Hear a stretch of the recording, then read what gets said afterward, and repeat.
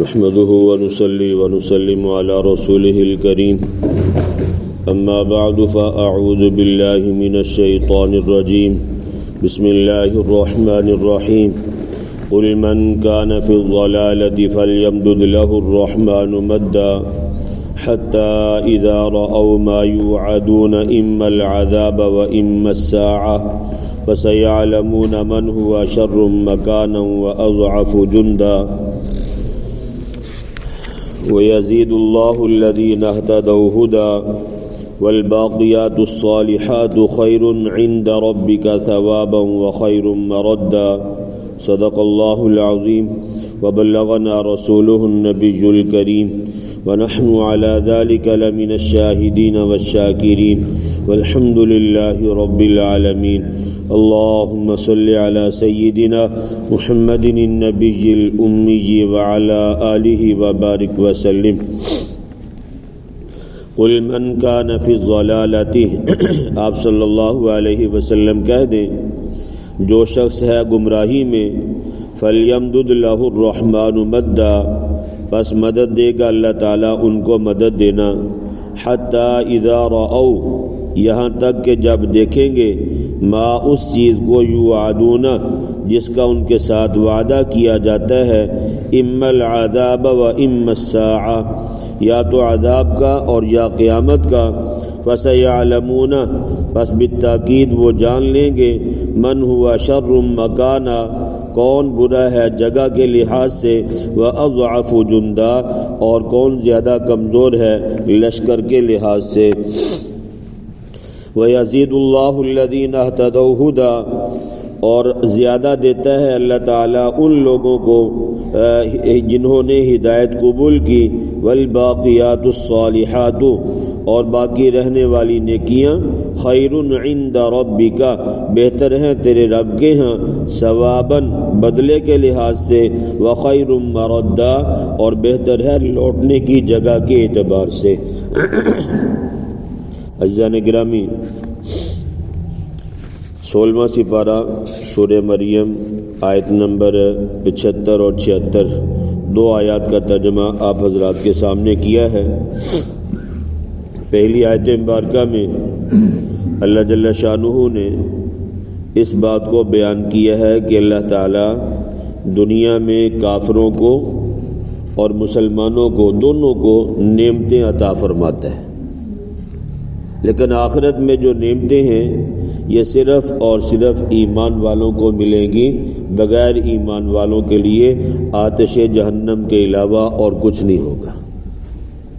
اور دوسری بات یہ ہے کہ اللہ تبارک و تعالیٰ کے ہاں نسب نامے کو نہیں دیکھا جاتا، یہ بندہ کس کی اولاد ہے، یہ بندہ کس وڈیرے کے پاس رہنے والا تھا، یہ اس کے پاس کوئی بہت بڑا عہدہ تھا۔ اللہ کی حضور سب سے پہلی چیز جو دیکھی جاتی ہے وہ یہ دیکھی جاتی ہے کہ اس کے سینے میں ایمان ہے یا نہیں۔ اگر ایمان ہے باقی چیزیں بعد میں، اگر ایمان نہیں ہے تو پھر بڑے بڑے معاملات بھی بندے کے کسی کام نہیں آتے۔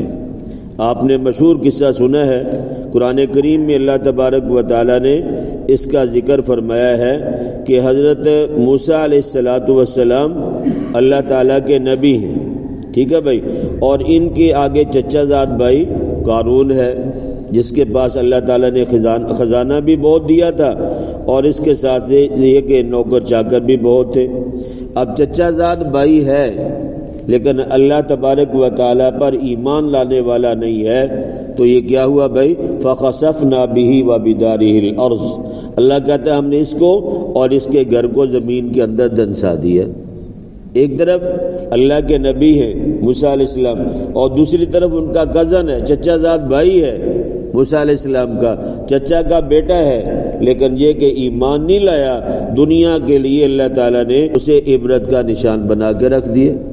نبی کریم صلی اللہ علیہ وسلم کا گھرانہ ہے، ابو جہل ہے، ابو لہب ہے، مکے والے ہیں، آپ کے پاس رہنے والے، آپ کے ساتھ رہنے والے، ایمان کو قبول نہیں کیا تو کیا ہوا بھائی، اللہ تعالیٰ نے اٹھا کے جہنم کے اندر پھینک دیا۔ بلال حبشی کہاں سے اٹھ کے آئے ہیں؟ ٹھیک ہے بھائی. اسی طرح صہیب رومی یہ ایران کے رہنے والے ہیں.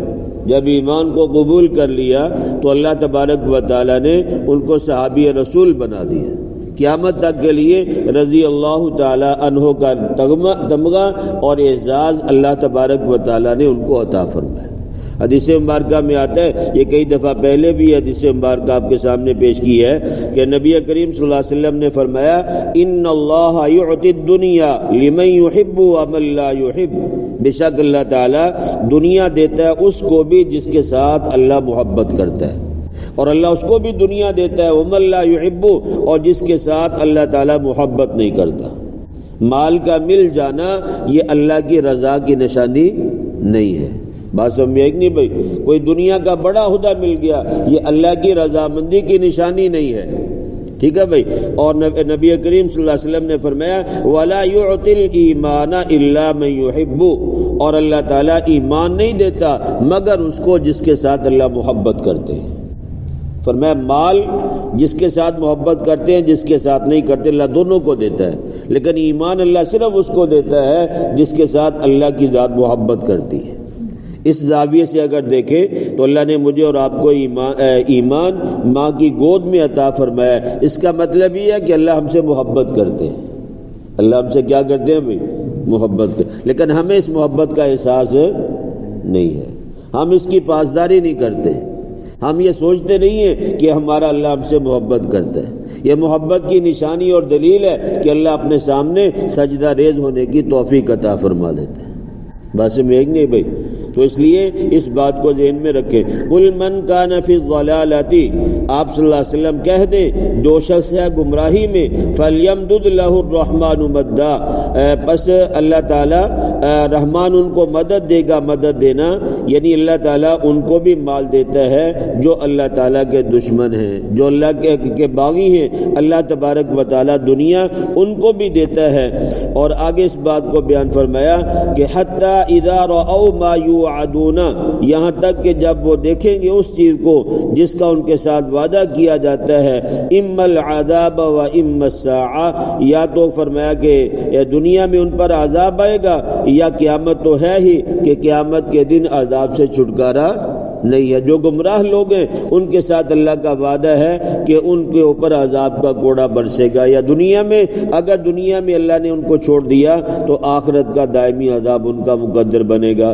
فَسَيَعْلَمُونَ مَنْ هُوَ شَرٌّ، بس بالتاکید یہ جان لیں گے کہ کون برا ہے، مکاناً جگہ کے لحاظ سے، درجے کے لحاظ سے، وَأَضْعَفُ جُنْدًا، اور کون زیادہ کمزور ہے لشکر کے لحاظ سے.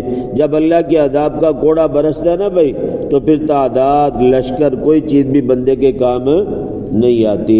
فرعون اپنے لشکر 12 لاکھ لوگوں کے ساتھ بحر کلزم میں کیا ہو گیا بھائی؟ غرق ہو گیا. ابرہا اپنے ہاتھیوں سمیت اپنے لشکروں سمیت جب مکہ کو گرانے کے لیے آیا تو اللہ نے کیا حشر کیا بھائی؟ ٹھیک ہے بھائی. تو اس لیے اللہ تبارک و تعالیٰ کے ہاں لاؤ لشکر کثیر تعداد میں ہونا، بہت بڑا مالدار ہونا، ان چیزوں کی کوئی حیثیت نہیں ہے. ایمان اگر ہے تو پھر یہ ساری چیزیں اچھی ہیں، اگر ایمان نہیں ہے تو صرف ان چیزوں کے بل بوتے پہ غرور اور تکبر کرنا یہ انسان کے سمجھ کا بہت بڑا دھوکہ ہے. تو آگے فرمایا کہ وَيَزِيدُ اللَّهُ الَّذِينَ اهْتَدَوْا هُدًى، اور زیادہ دیتا ہے اللہ تعالیٰ ہدایت ان لوگوں کو جنہوں نے ہدایت قبول کی. جو ہدایت کے طالب ہیں اللہ تعالیٰ ان کی ہدایت میں دن بدن اضافہ کرتے رہتے ہیں، دن بدن اضافہ کرتے رہتے ہیں. ٹھیک ہے بھائی. یہاں وعدہ ہے اللہ کا زیادتی کا اور زیادہ دینے کا، کہ جس کے دل میں یہ طلب ہے کہ اللہ میں ہدایت پہ چلنا چاہتا ہوں، کوشش کرتا ہے، فرمایا اللہ اس کے لیے مزید ہدایت کے راستوں کو آسان کرتے رہتے ہیں، اس کے لیے ہدایت کے دروازے کھلتے رہتے ہیں. لیکن جو طالب نہیں ہے ہدایت کا اللہ اس کو ہدایت بھی نہیں دیتے. والباقیات الصالحات، اور باقی رہنے والی نیکیاں، خیر عند ربک، اچھی اور بہتر ہیں آپ کے رب کے ہیں، ثواباً سے بدلے کے لحاظ سے، وخیر مردا، اور بہتر ہیں لوٹنے کی جگہ کے اعتبار سے. جیسی بات ہے کہ جب بندہ چلا جاتا ہے دنیا سے تو مقدر اس کا کیا بنتا ہے بھائی؟ جنت بنتی ہے، اللہ کی رضامندی بنتی ہے۔ تو باقیات الصالحات میں بہت ساری چیزیں آتی ہیں۔ نبی کریم صلی اللہ علیہ وسلم نے فرمایا کہ جب آدمی فوت ہو جاتا ہے انقطع عنہ عملہ، تو فرمایا اس کے اعمال منقطع ہو جاتے ہیں، یعنی جب بندہ فوت ہو جاتا ہے نیکی تو کر نہیں سکتا، تو اس کا اعمال نامہ کیا کر دیا جاتا ہے بھائی؟ بند کر کے رکھ دیا جاتا ہے۔ لیکن فرمایا کہ اگر اس کی نیک اولاد ہے جو نیکی کرے گی وہ خود بخود والدین کو پہنچے گی۔ اولاد کے اس طرف دھیان ہو یا نہ ہو، مثلا میرے اور آپ کے والدین دنیا سے چلے گئے، ہم ان کے لیے اصالہ ثواب نہیں کرتے، دعا مناجات نہیں کرتے، اپنی دعاؤں میں ان کو یاد نہیں کرتے، لیکن اگر ہم نیک عمل خود کرتے ہیں تو اللہ تبارک و تعالی اس کا ثواب ان کو لازماً پہنچا دیتے ہیں، اس لیے کہ انہی کی تربیت کا اثر ہے یا انہی کی وجہ سے میں اور آپ دنیا میں آئے ہیں۔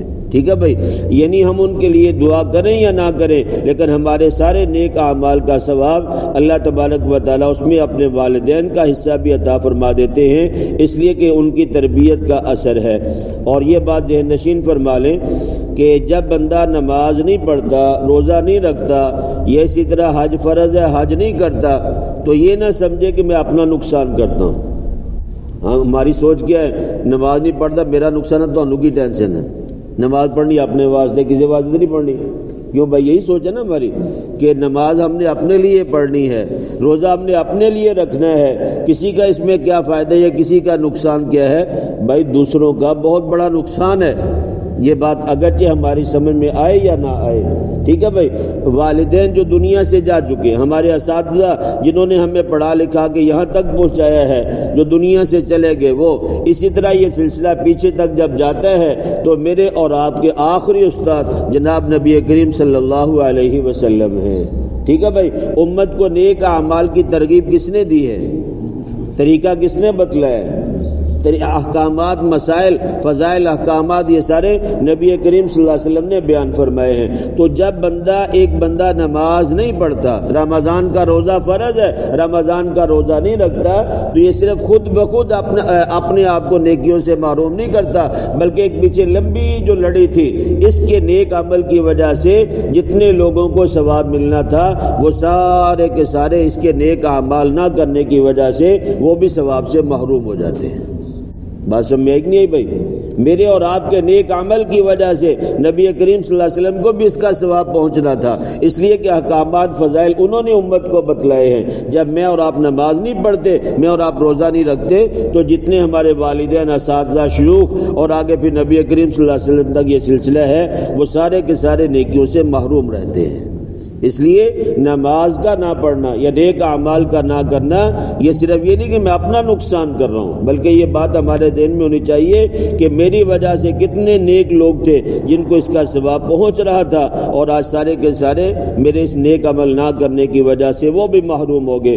بخاری شریف کی حدیث مبارکہ ہے، ایک آدمی نماز پڑھتا ہے، نماز کے اندر کہتا ہے السلام علینا وعلی عباد اللہ الصالحین، اتحیات پڑھتے ہیں نا بھائی، تو اس کے اندر بندہ کیا کہتا ہے؟ ہمارے اوپر بھی رب کی سلامتی ہو اور اللہ تعالیٰ کے نیک بندوں پر بھی کیا ہو بھائی؟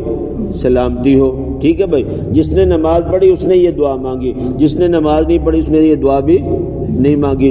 اب جب بندہ کہتا ہے اللہ میرے اوپر سلامتی ہو اور جتنے نیک لوگ ہیں ان کے اوپر بھی سلامتی ہو، تو حدیث مبارکہ میں آتا ہے، بخاری شریف کی روایت ہے، اصاب کل عبد صالح للہ فی السماء والارض، یہ دعا اللہ تعالیٰ کے ہر نیک بندے کو پہنچتی ہے، چاہے وہ آسمانوں میں ہے یا زمین میں ہے۔ جب بندہ اتحیات پڑھتا ہے، ہماری یہ سوچ بھی نہیں ہوتی، ہمارے حاشیہ خیال میں بھی یہ بات نہیں ہوتی کہ ہم تو سمجھتے ہیں اتحیات الفاظ پڑھے ہیں، السلام علینا وعلی عباد اللہ الصالحین، ٹھیک ہے جی بس پڑھ لیا۔ حدیث مبارکہ میں آتا ہے کہ جب بندہ یہ کہتا ہے اللہ میرے اوپر اور سارے نیک لوگوں پہ سلامتی ہو، تو دنیا اور آخرت یعنی زمین و آسمان میں جہاں جہاں اللہ تعالیٰ کی نیک مخلوق ہوتی ہے ان تمام کو اس دعا میں سے حصہ ملتا ہے۔ ٹھیک ہے بھائی، اس میں جنات بھی آتے ہیں، اس میں مومن لوگ بھی آتے ہیں، اس میں فرشتے بھی آتے ہیں۔ تو جب بندہ نماز ہی نہیں پڑھتا، جس نے یہ دعا ہی نہیں مانگی، نماز نہیں پڑھی السلام علینا وعلی عباد اللہ الصالحین، اس نے تو یہ دعا ہی نہیں مانگی۔ جب یہ دعا نہیں مانگی تو کتنے لوگوں کو اس نے اپنی دعا سے کیا کر دیا بھائی؟ محروم کر دیا۔ اور ہم کیا سمجھتے ہیں؟ نماز نہ پڑھی تو میرا نقصان کسی تک ہی گیا؟ کیوں بھائی؟ کتنے لوگوں کو ہم نے دعاؤں سے محروم کیا یا نہیں کیا؟ کتنے لوگوں کو نیکیاں ملنی تھی میرے نیک عمل کی وجہ سے، وہ سارے کے سارے میری ایک نماز نہ پڑھنے کی وجہ سے، ایک روزہ نہ رکھنے کی وجہ سے کیا ہوئے بھائی؟ محروم ہوئے۔ اس لیے یہ بات نہیں ہے کہ نماز میں نے پڑھنی، اپنے لیے پڑھنی، کسی کا کیا نقصان ہے۔ فائدہ بھی بہت سارے لوگوں کا ہے اور نقصان بھی کیا بھائی؟ بہت سارے لوگوں کا ہے۔ اللہ پاک مجھے اور آپ کو دین کی صحیح سمجھ اور عمل کرنے کی توفیق نصیب